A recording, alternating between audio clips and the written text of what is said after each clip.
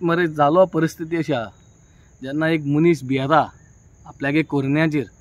तेन्ना आतां हो सरकार तुमी चोयलो जाल्यार सकाळ उठटाय आनी म्हणटाय एक आमदारान मिसकोट केलो म्हणून गेले डेंपार मागीर म्हणटाय जीब घसडली स्लीप ऑफ टंग जरी तरी लॉ मिनिस्टरा गेली जीब घसळटा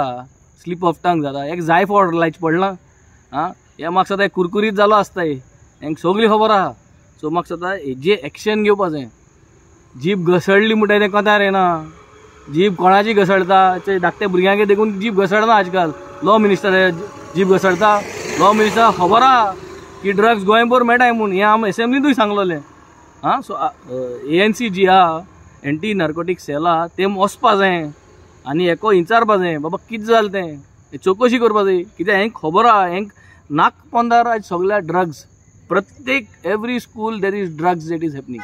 हूय हॅपनिंग वॉट इज हॅपनिंग हें आम सांगपाक गरज ना you all have to find out for yourself आनी चोय तुमगे मिनिस्टरां खबर आहा मागीर जीब घसडली म्हणपा जायना जीब घसडली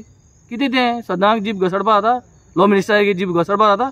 मागीर जाय फोडो लायचे पडलें